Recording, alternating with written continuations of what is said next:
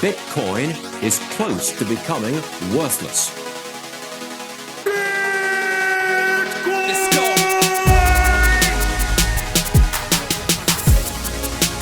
Now, what's the Bitcoin? Bitcoin's like rat poison. Yeah. Oh, The greatest scam in history.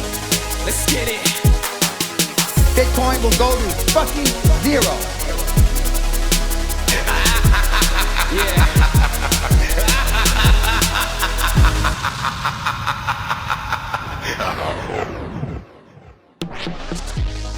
Alright, you ungovernable misfits. I'm your host, Max. Everybody knows that Bitcoin is useless, worthless, and doomed to fail. But what if everyone's wrong? What if it's the system that is doomed to fail? Join me as I speak to some of the brightest people in the space and slither to the deepest, darkest depths of the Bitcoin rabbit hole. Today's episode is with Black Coffee. It was really good to catch up with him again and hear a little bit about what he's been doing with cloaks. He's running cloaks Europe and he seems to be really enjoying it. It's awesome to see these guys working together, and it was also really good to hear about his work with LN Bits. We also covered how he likes his coffee, gliding, and why I wear a gold chain and drink from an orange koozie while sitting on the toilet thinking about him and Rick. Before we start, I just want to thank everyone who has been supporting the show. If you have been sharing, retweeting, sending to friends and family, giving feedback, and every other way that you've been supporting, thank you so much. It really does help. I'd also like to thank my anonymous sponsor for sponsoring this show for 6 months and paying for an ad read for me just to talk about Podcasting 2.0. Since I've been talking about it more and more of you are reaching out on the Podcasting 2.0 platforms, sending boosts and streaming sats. I really appreciate the interaction and I really appreciate the sats.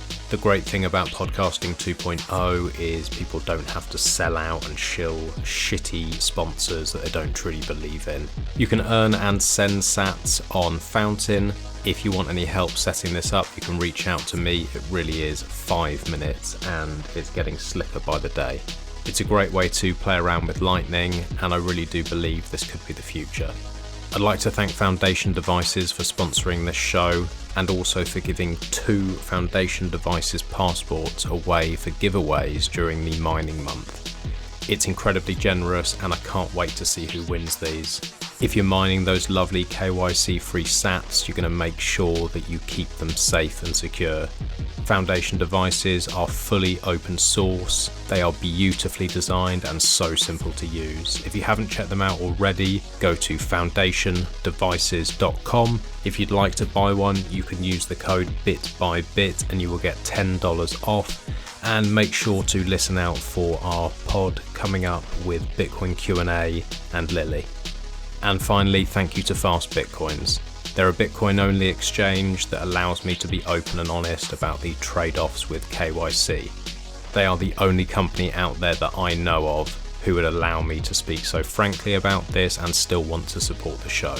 They've got an incredible team and they always push their users to get their sats off exchange. They do not want to hold them for you. They put out incredible content. They are spreading at a rapid rate and I have a massive amount of respect for the team. If you haven't checked them out already and you do decide you would like to use the KYC service, go to fastbitcoins.com and check them out today. If you have any questions, you can reach out to me and I'll be honest about the trade-offs, or you can reach out to their team. Enjoy the show. Morning, mate. Morning. How you doing? Yeah, very good. Glad to see I'm not the only one with a desk with a bomb sight around it. It's amazing, isn't it? Just dust and crap everywhere. I imagine you sat there doing like really devy, cool things that I can only dream of, just in a little, like, I don't know, what would you call it? A garage? Hole. No, I'm in a co-working space, right? And the whole place being fitted out. And this is a little back room because there's no meeting rooms available. So I've ran into a back room full of shit, made a little desk and this is where I am. It did make me laugh. There's fridges, there's sawdust everywhere, bits of wood.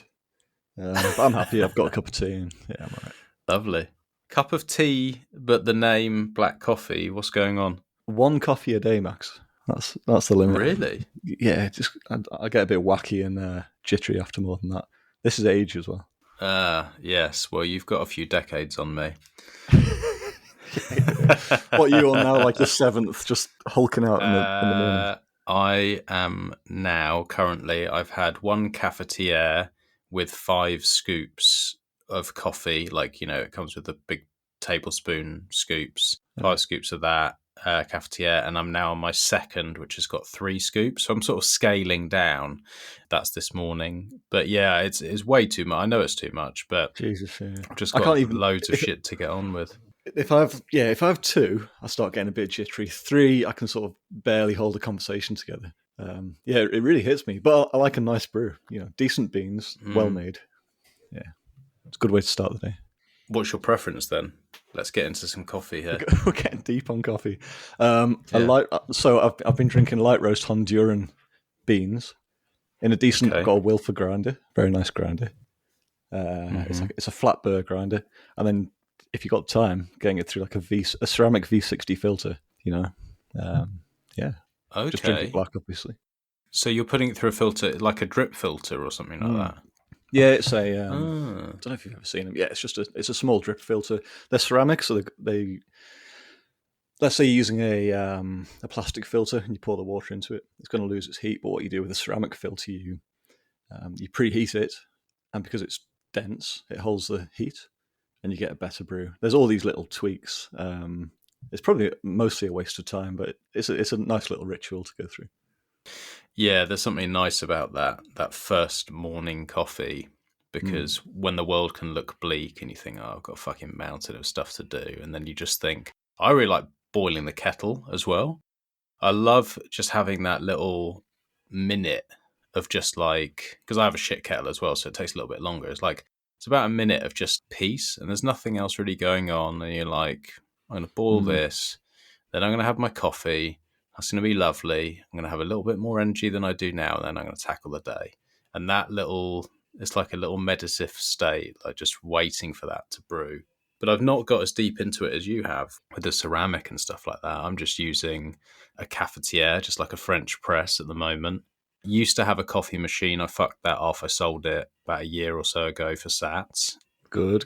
Yeah, which was good. And it was good timing as well, so I'm happy with that one. And then I did buy like this nice posh, I can't remember what they're called, but it's like, it's a metal, it looks like an upside down egg cup sort of thing. And you'd put it on top of the hob and water goes into the bottom and the coffee goes into the top. Percolator? A mocha pot, probably. It's probably called a mocha pot. Yeah, maybe.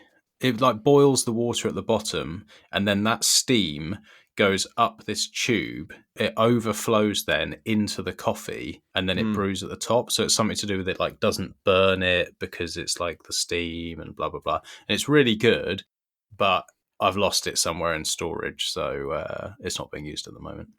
Oh yeah, they're fun little things to play around with.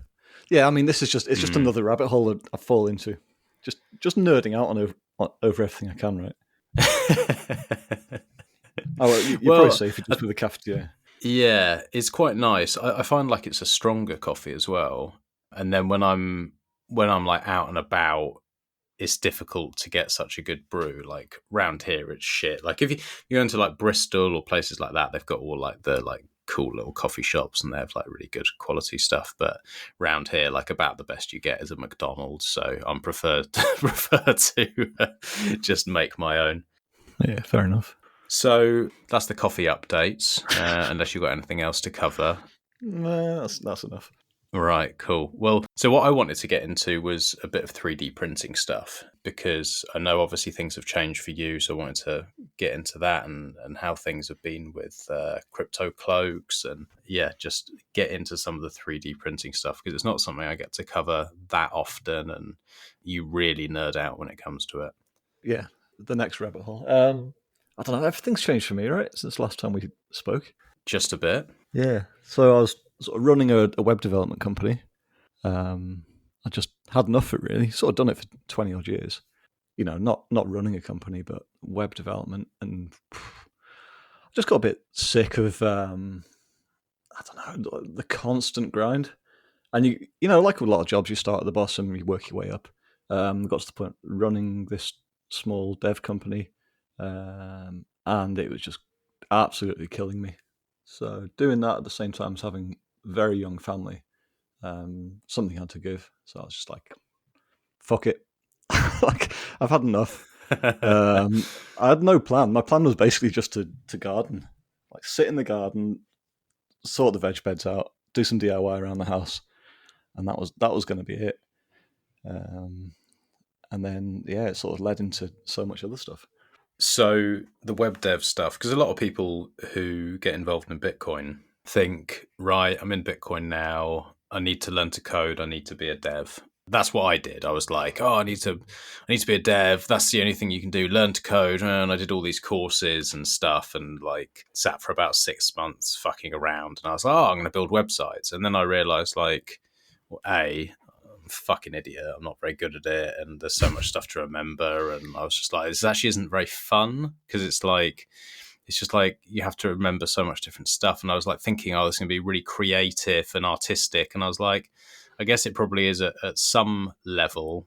But then I was thinking, maybe it is if you're doing your own stuff and you're really good at it, but probably not if you were going to be working for clients. And then you're working for clients, they're people, and people are really fucking annoying.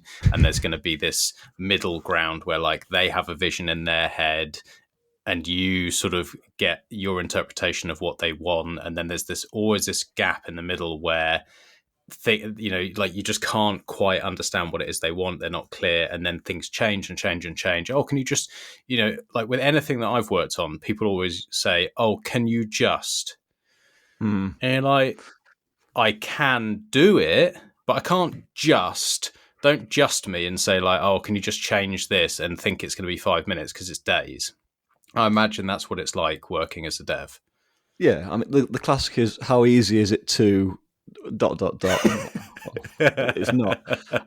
I think you just get to the point. You start every project so enthusiastic, like, so what I was never doing the design, like sitting down with Photoshop and designing things. I can do it. I'm not amazing at it. So a designer would design a site, and then it comes down to the implementation. So front end, do a bit of front end. I was mostly specializing in back end work. Where was I going with this?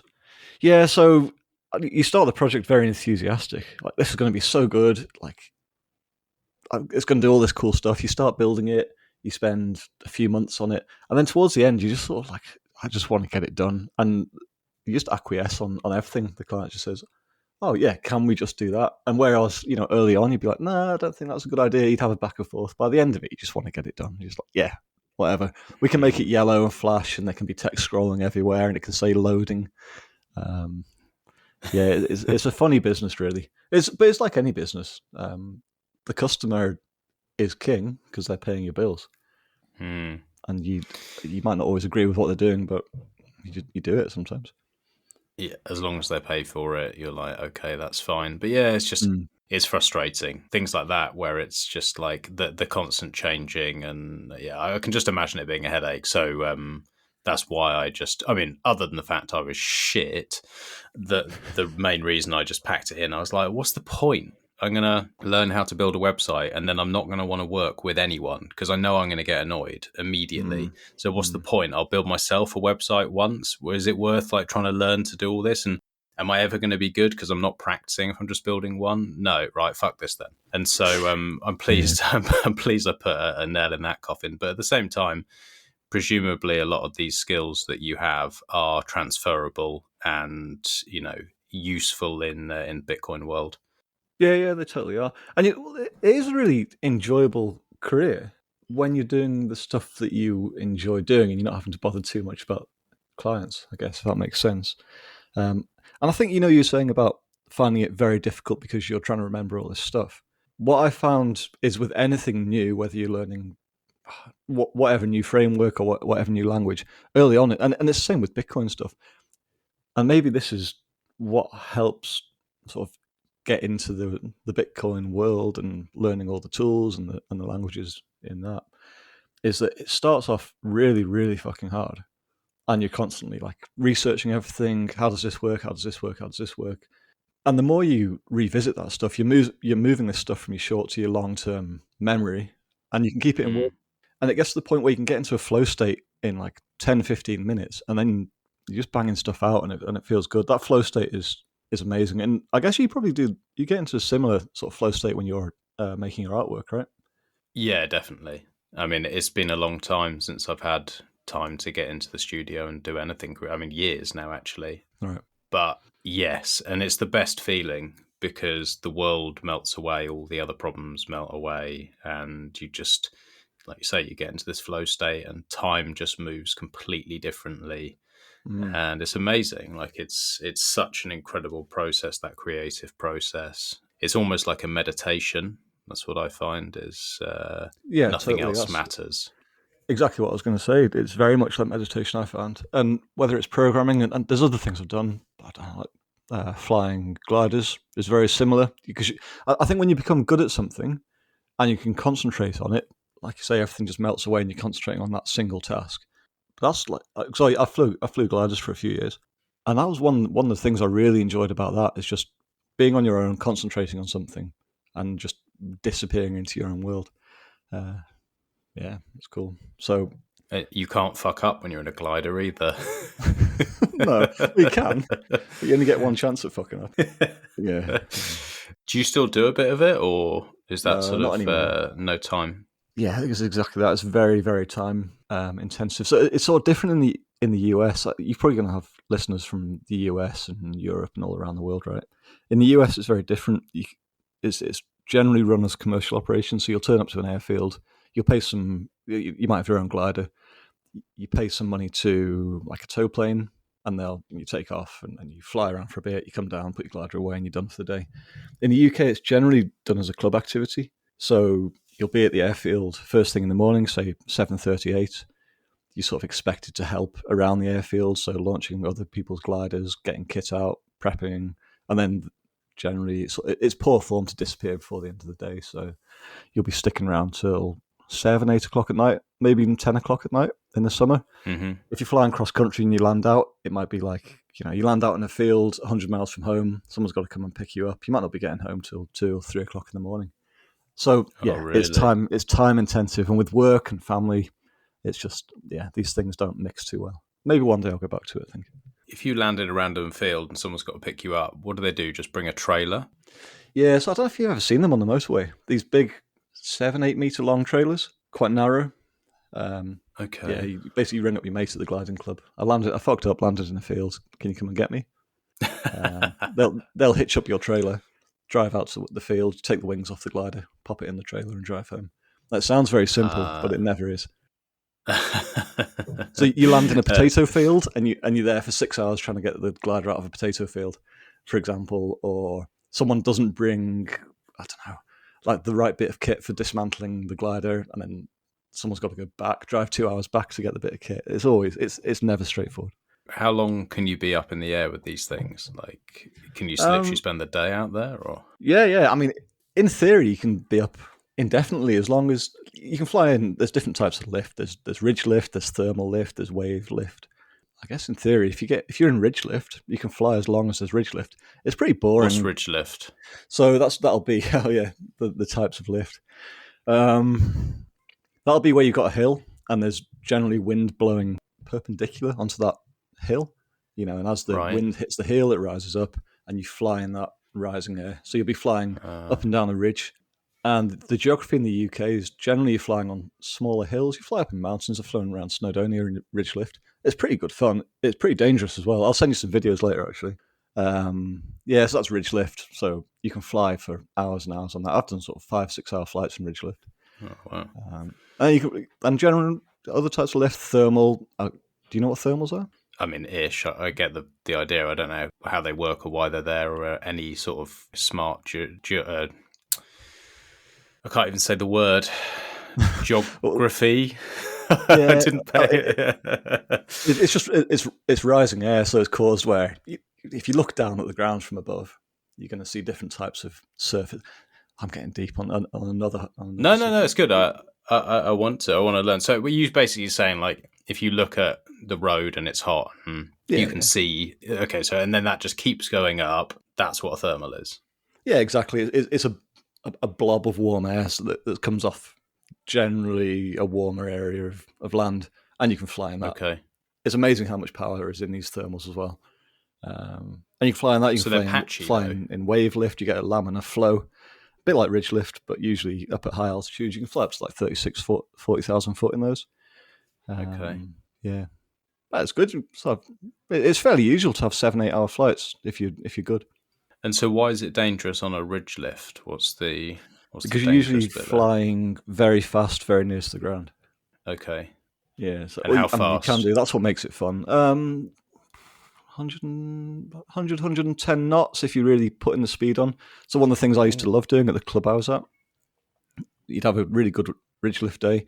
You're getting down to sort of 10, 20 foot above the ridge, and you're doing about 110 knots maybe. What's that, 150 mile an hour?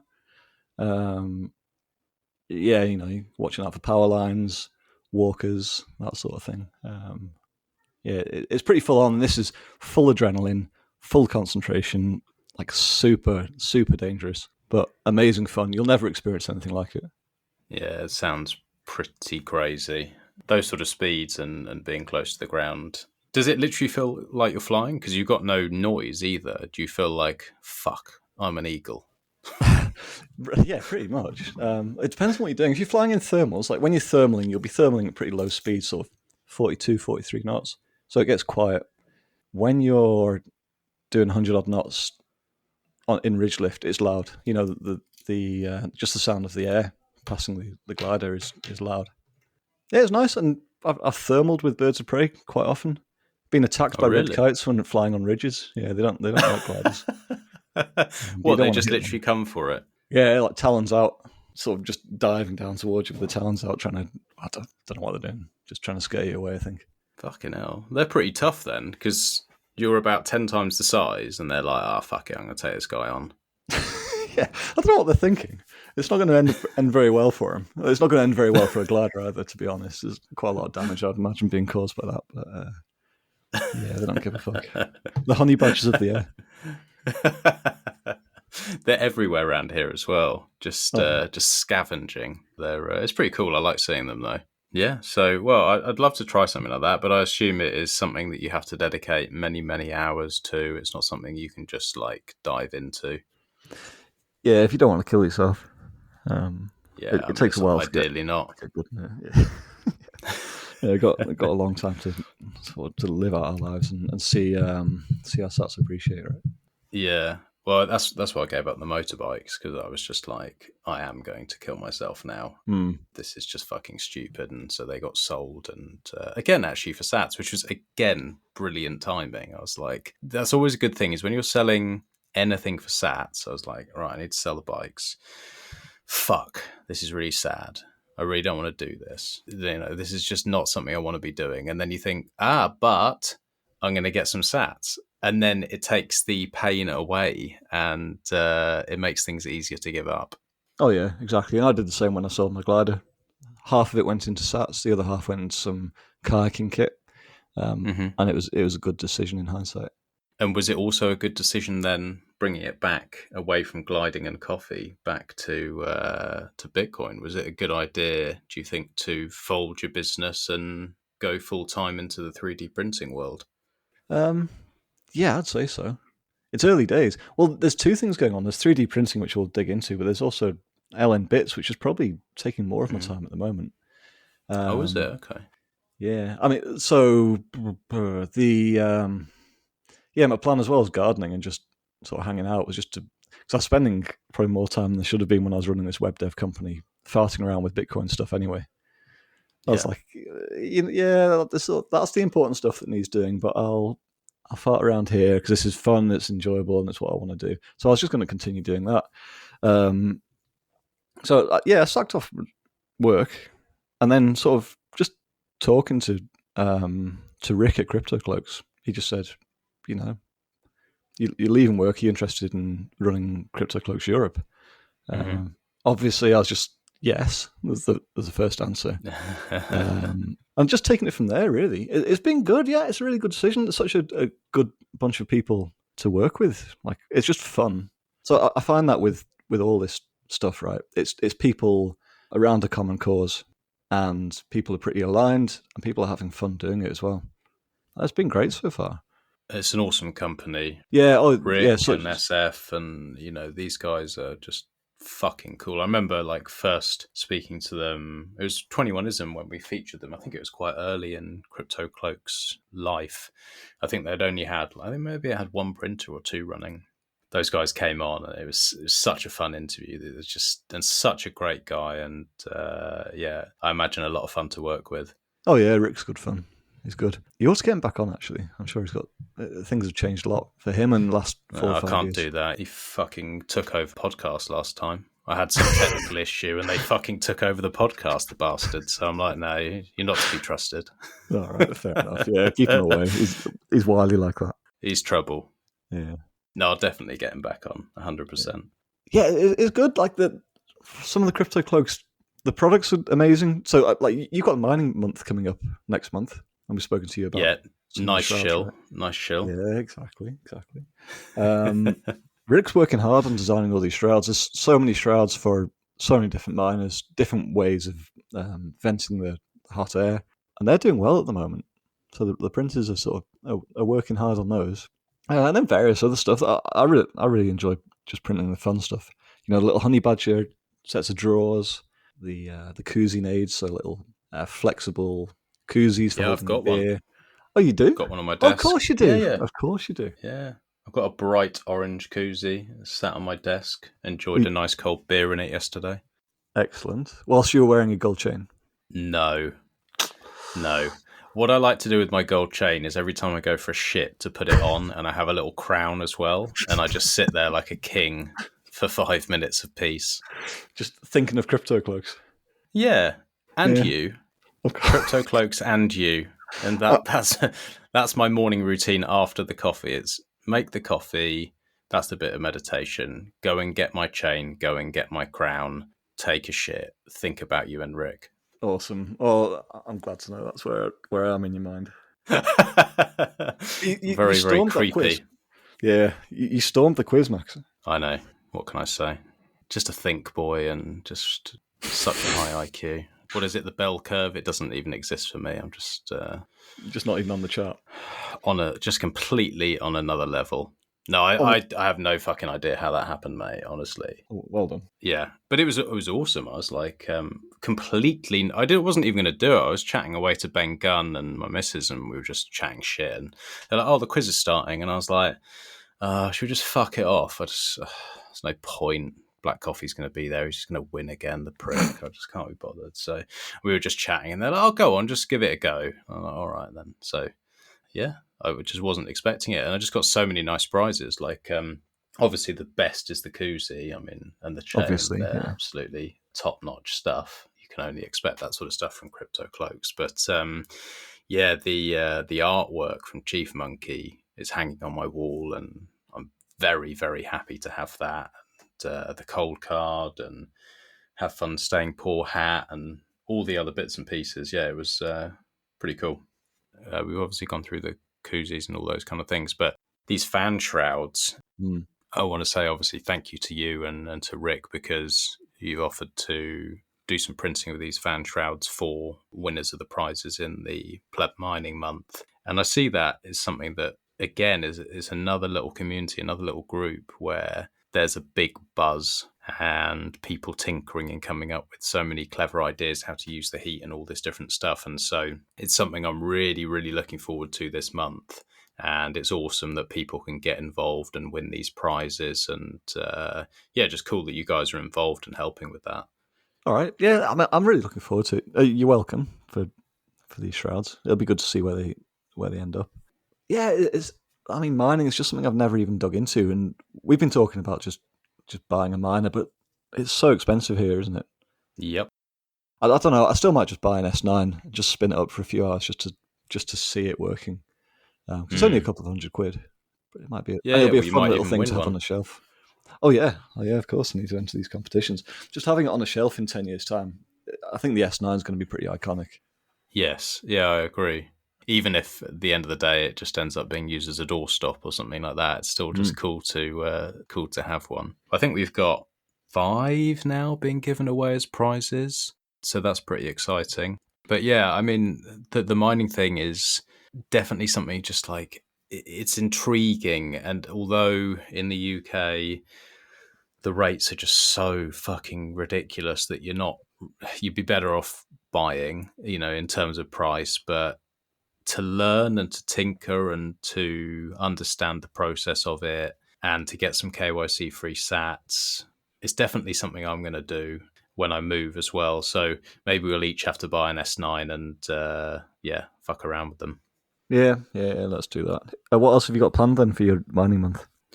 We've got Can you go into details? Yeah, I can go into a little bit of detail. We've got so much. I've got, I think, 15 pods backed up that I'm editing and going through at the moment. We've got a load of bite-sized Bitcoins, so just like breaking down. I think there's like 50 different topics and questions where, it would be like what is SHA-256 or what is, whatever, like a little question like that. And then one of the guys, we've got like 30 pleb miners who are in the group. They'll then take control of that and say, right, okay, I'll do a recording. So every day there'll be either a pod or a bite-sized Bitcoin. There's kids asking questions so that they can get involved and understand what the parents are doing, and they're answering some of the questions as well. We're going to have it quite interactive, so anyone who's listening, they start listening and they're like, oh fuck, I might want to give this a go, and they've got some questions, they can just send them out and I'll get them answered. We got all the prizes and giveaways, and yeah, it's going to be a very, very busy month, but a lot of fun. Excellent. That sounds awesome. I'll be tuning in for those, definitely. Yeah, and it's been nice just to see as well how helpful people have been. Literally, this is just something that me and John and Sarah were talking about. We're like, oh, yeah, this would be a good idea. And then we're like, oh, it'd be good to get some of these pleb miners involved. And the caliber of the people who have got involved and are in the Telegram group and just willing to spend time so that people can learn is ridiculous. Like it's just constantly going. I'm looking at it now, and there's just people in there now just like banging away, like sending in photos, answering questions and bits and pieces. And they're all jumping on pods and doing all this stuff. And then some of the businesses who have jumped in and giving away prizes and stuff like that is pretty cool as well. I've just literally got off the phone earlier to Lily from Foundation, and she was like, yeah, we're going to chuck in a couple of passports as well so that people can secure their sats when they're mining, and doing that as a giveaway as well. So there's going to be there's prizes there where I'm like, fuck, I haven't even got one of those yet. Oh yeah, there is that. I want to enter. Yeah, I mean, it's another one of these, isn't it? People coming around something they're passionate about, and just everyone's keen to help the cause. Just get other people involved. It's really good to see. Yeah. I think what would be quite a cool one as well would be, maybe this is when Rick comes back on again and we just have to watch him and make sure he behaves, but maybe we could do something with like you and Rick and maybe me and John or something like that, and see sort of the part where mining meets 3D printing. That could be quite an interesting one. Yeah, I'd be keen on doing that. I'll rope Rick in as well. Away from his busy schedule of designing and printing, I think his workshop's absolutely ridiculous. He's got something like 20 odd printers going away full time. I'm sure we can pull him away from that for a little bit. Yeah. Well, I know he's into his mining as well. So where do you see those two bits meeting? Is it just fan shrouds at the moment, or what other parts and things are people thinking about in the 3D printing world to help the miners? I'm not sure how much I'm allowed to say. Okay. There is some stuff going on within crypto cloaks. I don't know how much of it's public at the moment. Yeah, I can't say too much, but there is stuff coming with mining. Okay. It's not specifically with shrouds. It all looks very exciting. So stay tuned. Stay tuned for that. Okay. All right. Well, maybe we'll find out when Rick's on the pod. He might let us know. But yeah, it's exciting stuff. What other stuff have you guys got planned that you can talk about? you seem to be expanding your product range, as it were, quite a lot, very, very quickly. I'd say at the moment, actually, that the focus is on mining. So there's quite a lot of stuff being designed around mines at the moment. So I'm looking at a photograph of So Rick's just got this new massive printer, super fast. I think it's total pain in the ass. He's called it the Diablo. It was a nightmare to make by all accounts. But he's using that for prototyping some shrouds at the moment. One I'm looking at the minute looks awesome. There's just loads going on, just loads of designing and innovation around mining parts. And then there's Crypto Cloaks Europe side of the business, and we're really just trying to build that out at the moment. Like any business, when you start, it's never straight into, we're not straight into turning over $1 million a year or anything like that. It's starting small, building up slowly. It's a perfect time through the bear market, right? Get it going. Don't absolutely wreck yourself, and be ready for the next bull. Yeah, and you enjoying it then? You enjoying this process? Yeah. I think part of the reason why I was running this web dev company I was running before is because it's so fulfilling building something and building a business. So I'm enjoying doing it, and it's, I guess, what's different compared to what I'm doing now. And we need to talk about LM Bits as well. But with Crypto Cloaks is that I'm able to. So when I was running this web dev company, I think when you're running any small business, you end up doing fucking everything, like HR, tax, accountancy, project management, account management, a bit of dev work here and there, and it's just mental. You just end up so spread thin. You end up not really focusing on anything. And I think towards the end of it, I was just doing a bad job of everything. Welcome to my world. Yeah, and that's not much fun at all, because you just feel like you're not doing what you should be doing, which is doing a good job of something. And that's what's different. Like with LM Bits and with Crypto Cloaks, I'm focusing on like a very small area, and I feel like I'm just able to concentrate on that. So yeah, I'm really enjoying it. With the Crypto Cloaks Europe stuff, it's talking with Rick, making plans for what we're going to do, actually producing and packaging stuff up and getting it out there. It's good. It's very focused. I'm really enjoying it. So how does that work in terms of like ordering and stuff like that? Are you going to separate websites, or is it just going to be like you got Crypto Cloaks as the base and people go onto that site and then they order? And if it's like, oh, okay, if Max orders, well, we'll send it out from Crypto Cloaks Europe. But if John orders, then okay, that's going to go from America. Yeah, at the moment it's two separate sites. There's cryptocloaks.com and cryptocloaks.eu. So the EU one being the European site. It may be that these two get merged and we do some sort of like order splitting like that, but at the moment it's all very separate. And although it's Crypto Cloaks Europe, it's sort of it's Europe and Asia Pacific, so I ship out to Australia and Thailand, where else shipped out to Dubai. So it's two separate sites at the moment. And have you got a few printers running, or I've got set up for it yet? 7 printers. Oh shit! So it's funny, really. You go through they go through fits and starts of busyness. So like I'll have a week where I don't know. I think it's very strongly related to the Bitcoin price action as well. I've noticed where Bitcoin pumps, suddenly everyone's like, "Oh yeah, I've got a bit of money to spend here." All the printers will be running, and then I think was it about a month or two ago we had that 10 grand drop from 30k to 20, and it was just dead.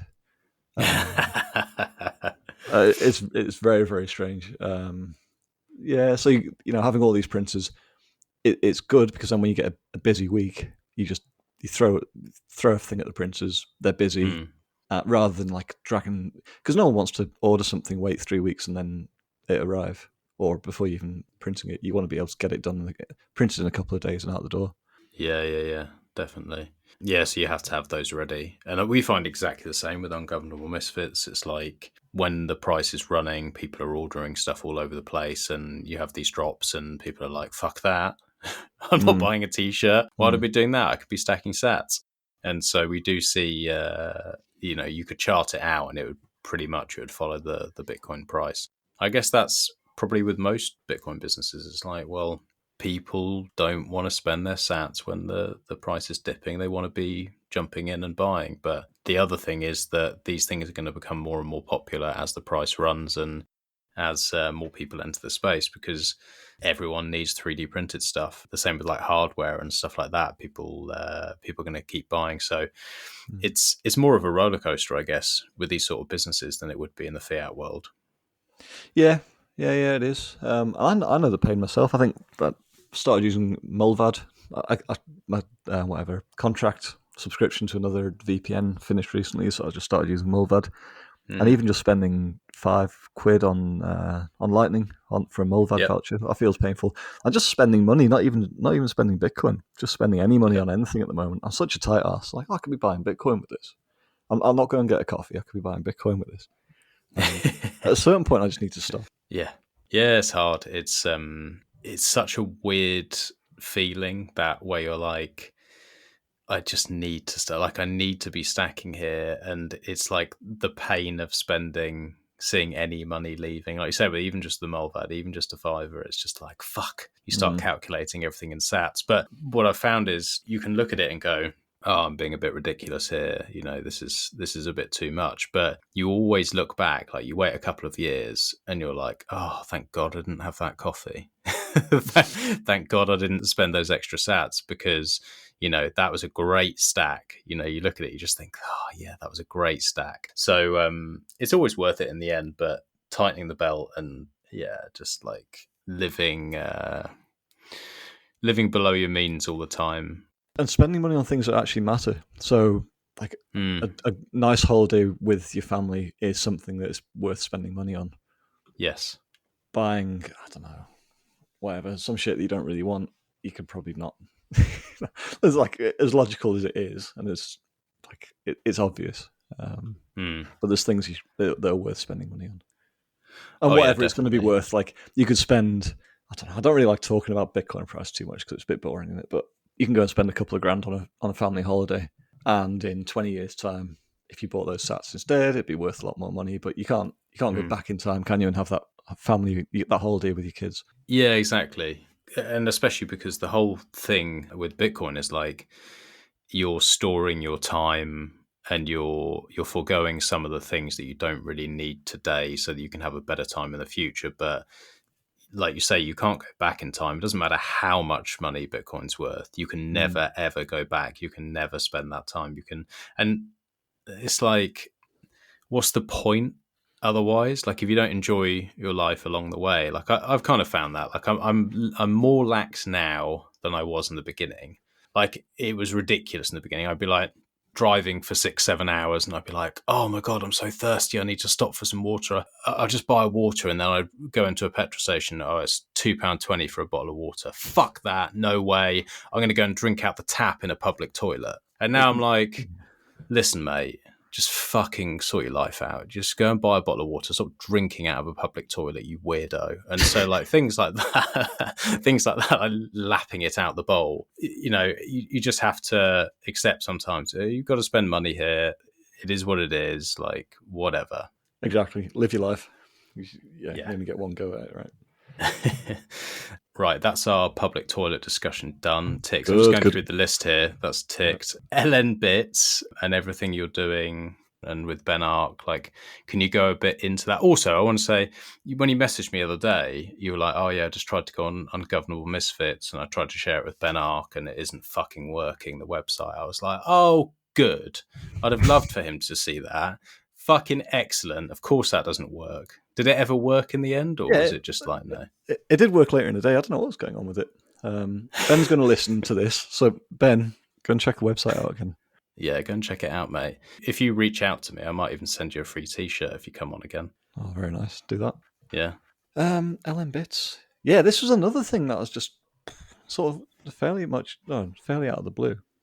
I've been involved in like a fair bit of LM Bits related things, so contributing some code into LM Bits and doing like a reasonable amount of work on some of Ben's projects. So you've probably seen the LN point of sale device. Yeah, you showed me it down the pub. Yeah. And some of this stuff, like, I just really enjoy that sort of just fun stuff. And LM Bits I really like enjoy working in that on that project, and it's well within my wheelhouse. You know, it's it's a web interface to an API that talks to a Lightning node. So I just was just contributing to that anyway and having fun doing it and talking to Ben from time to time. Then when I left the company I was running, I said to Ben, right, I'm going to have some more time to play around with Bitcoin stuff. So let's just do some fun stuff. And it came at sort of like I had no idea of this, but LNbits got some funding about the same time to try and support the open source side of the project, and some of that funding was available. And Ben said, do you want a job? And I said again, yes, like working in Bitcoin. Of course, I'm going to do it. So I joined LNbits along with there's a few of us now. You probably know Callie, BNI, Vlad, Ben. Yeah, we're all just sort of hacking away on LNbits just to make it into a better product. And it's moving fast. It's moving so fast. I can't keep up with it at the moment. So yesterday I was playing around with some of these bolt cards. There's an open source bolt card. One of the things I was going to look at today was trying to get that working with LNbits. And yeah, someone's already done it. And there's a video of someone running the whole stack on LNbits, and it's incredible how quickly things are moving at the moment. And there's a lot of new stuff coming on LNbits. You should probably talk with Ben actually, because he'll be able to give you the spiel much more eloquently than I can. I definitely will. I've had him on before on 21ism a while back. He's one of the last people we actually spoke to, I think, and we went into it. But a lot has changed, like you said, since then.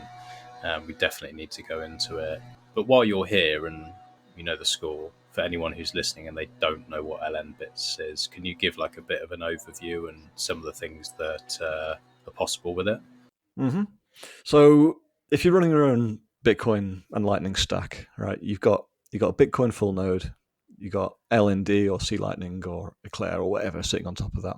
What that basically allows you to do if you're using your own node to send and receive Lightning payments is you've got one Lightning wallet that you're sending payments in and out of. What LNbits does, it abstracts a layer on top of that and gives you a web interface to have multiple wallets all running off that single Lightning node. So I don't know, you could share your LNbits instance with family or friends. They can create wallets. I think they call it like a Lightning account system is sort of the strapline for LNbits. So anyone who has access to your LNbits instance can have their own Lightning wallet that you're backing. And it comes with, a standard LNbits instance comes with a ton of extensions that allow you to do loads of different stuff. So let's have a look at some of the things you can actually do on that. So there's a point of sale extension. There's extensions that allow you to have like a jukebox in a cafe, for example, where you display a QR code on a screen. Someone can scan that, send some sats, and a jukebox will start playing. You can have tip jars. You can have these Lightning addresses. So you could have, Max at ungovernablemisfits.com. People can send you sats through there. Offline shops, split payments. So this is something that is done with podcasting 2.0, right? Where your incoming payments can be split amongst multiple parties. There's a similar extension in LNbits. Let's say you have one wallet, like a master wallet, and then you've got 10 other wallets that are owned by other people. And this might be a business. So you can take payments that go into this master wallet, and then they're automatically split out to these 10 sub-wallets that could belong to 10 like members of a cooperative, for example. And they can each be taking 10% of them, of whatever, of the proceeds of whatever sales. There's tons, Max. There's so much. And if anyone's not had a look at it, they really need to dig in. And there's so much going on all the time. So one thing that's been worked on recently is, the skills that some people have got that are working for LNbits is just ridiculous. There's an on-chain wallet extension with Taproot support. So you can have a wallet accessible through a web interface. There's an on-chain wallet, and it connects to a hardware wallet through the web serial in a Chromium browser. There's a hardware wallet coming out that can be used with this extension.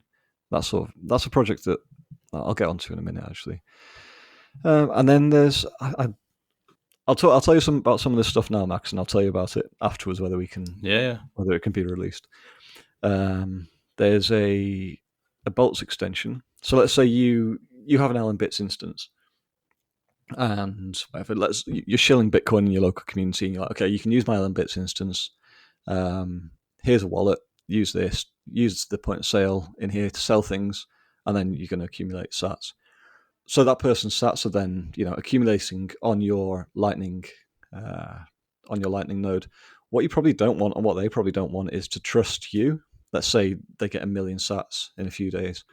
You don't really want someone else's a million sats of someone else's definitely money not. sitting on your node. So there's an extension being worked on to auto loop out on chain. So what you'd do is you'd set up an on chain wallet. You'd set up the bolts extension saying every 100,000 sats I want to loop out, and then every time that threshold's hit, Allen Bits just does an auto loop out into this on chain wallet, and that removes a lot of risk for if you're for you and any vendor that are using your instance. That's amazing. And then there's some other stuff coming soon as well, which probably can't talk about too much. But yeah, it's it's such an exciting project. It really is. Yeah, it's awesome. I love the videos he does as well, and such a down to earth guy. Like just so unassuming, but building such cool stuff. Yeah, Ben's a beast, and he's so understated. Yeah, I'm just hacking away, and then and just I don't know, from some of the things he said about some of the code he's written. He doesn't. I don't think he understands what he's actually doing here. It's great and just so innovative. I don't know how he comes up with some of the stuff he does. It's beyond me. I think it's just being very creative, right? Yeah, it's so cool being able to work around that kind of environment as well and be creative and stuff. And that's, for me, Lightning's interesting for these sort of reasons. Like you're saying with the splitting of payments and the podcasting 2.0 and just all these things that are, some people will say, oh, it's a bit gimmicky, and it's like, oh, okay, whatever. But it is cool. It is exciting, especially when that's a use case that actually affects you. Like for me, the podcasting 2.0, I'm like, this is really fucking cool. It's not paying the bills or anything like that, but it's fucking cool. When I see a payment come through and someone sends a message and they're like, oh, I like the podcast, or I like this bit that you're talking about, or whatever, it really excites me. Like, I'm like, fuck, this is so cool. It's, and then you see the splitting of payments and you're like, okay, I like this. You could have the ability to, if someone's doing like clips for the show or they're contributing in some way, I could say, okay, well, a percentage then goes to them, or, without having to do all this complex not even complex, but like fucking around with accounting and stuff and going, oh, okay, I need to take this off and I need to at the end of the month go and pay them. It's like, it was already done. That whole idea of streaming is just so fucking cool to me. It just brings another level of use to Bitcoin. And I know there's people around who just think Lightning's a shitcoin. And having spoken to some of these people, and I was like poking them, go on, get a Lightning node, they're just not keen. Like, it's super early. It was, I think I had in 2018, I had started playing around with Lightning a little bit, and it's come on a long way in just 4 years. Where's it going to be in another 4-5 years? I can't even imagine some of the stuff that's going to be done with it. Yeah, definitely. Just while I've got this absolute twat outside with a leaf blower, we've got a new part of a show. I'm going to send you a link. Any guest who comes on this show now gets to choose a Ungovernable Misfits t-shirt. Nice. So while I send this out to you, you can have a little look through and you can choose live on air, and then we'll get one sent out to you. And hopefully this guy will fuck off in the meantime. Can you hear it loudly? Because to me it's fucking loud. You can't hear anything? No. That's really weird. I can hear it really loud. No, it's like directly outside my window. Are you going to send me this link in here? Or... Oh, there it is, right. Yeah, come on. You're supposed to be a fucking tech genius. I can't. Been there for minutes. I'm left behind now. I'm so slow. What am I going to go for? It's only t-shirts, not hoodies, because I'm just too tight for that. I'm not at that level in life yet. Oh, I like that seed signer one, Max. It's very nice. Well, that's good as well, because then most of the money will go to him, so I'll pay him and send you out the shirt. Well, I think I might already have ordered a seed signer one, though. So Oh, really? yeah, I probably can't have a big Bitcoin logo. Quite a nice one to have a little shill moment here for. So anyone who buys a Seed Signer t-shirt, 80% goes to the Seed Signer team just to help development and everything else. So we've had quite a few, and I actually still need to send in the sats, so I won't do a run up with those, I promise, Seed Signer. But it's a good thing that people can sort of donate to a really important cause. I think Seed Signer's fucking awesome. And it's just like more people. My thinking was like more people are going to want to donate if they get something with it as well. So we don't really make any money, but it's kind of a way that I can donate and they can donate. And I kind of think it's a good way of doing it. Totally. Right, I've made my decision, Max. Go on, what have you got? The Defund the War Machine one, please. Oh, very nice. That's one of Mr. Crown's. He'll be very happy about that. Okay, done. What colour? Black, please. So I can What wear it size? for more than one day. Large. All right, perfect. Done. Right, that's that bit of the show done. If you can't hear this guy in the background, we can continue with everything else. Yeah, I can hear it a fucking little annoying bit, me. but it's not too bad. Okay, all right, that's good. So LM Bits, very interesting. We'll definitely do a show on all of that. Oh yeah, and on the LM Bits side of things, there's a web shop coming soon. Well, there's two things that I probably ought to mention. One is there's fairly shortly, I would think, and again I'll have to check with Ben that we can sort of talk about this stuff, but the plan is to have a one-click spin-up of an LM Bits instance. So you'll be able to go to lmbits.com, click on buy an LM Bits instance or whatever, and it creates your own LM Bits instance with your own hosted Lightning channel, and you can pay, I guess, by the minute, by the day in sats for that.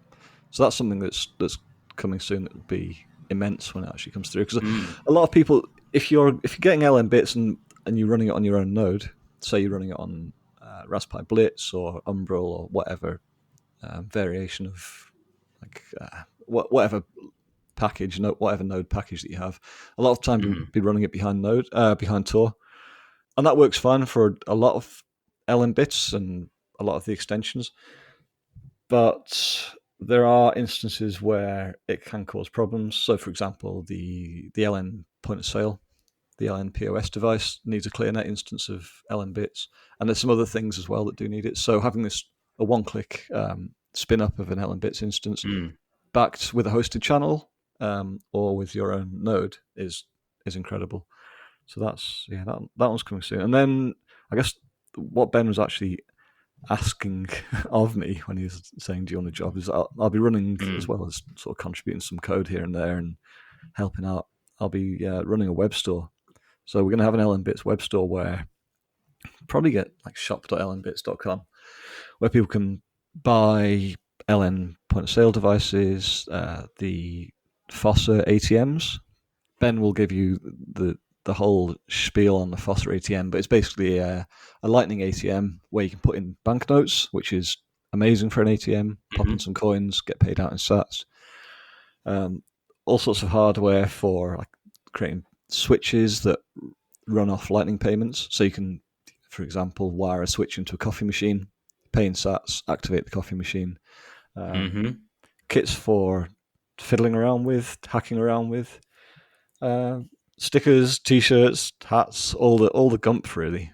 And that'll be launching pretty soon because Ben's been doing some podcasts as well, which you'll probably hear. So I need to get my arse into gear, get that sorted out. Yeah, that's really cool. I love the idea of like it being integrated into things and just like you're saying with a coffee machine or people being able to exchange their filthy slave notes for some sats. That's really nice. I think, was it LN Bits machine that was being used at the first Bitcoin Beach where OpenOms was doing the talk, or was that a different machine? No, that was a different machine. That's a bit different machine. Yeah, this one's. I guess you probably would have seen that one. It's a bit finicky sometimes and it's coin only as well. Yeah, he stole my money, the bastard. Yeah. They're being very, very generous with his sats as well, though. Yeah, he was.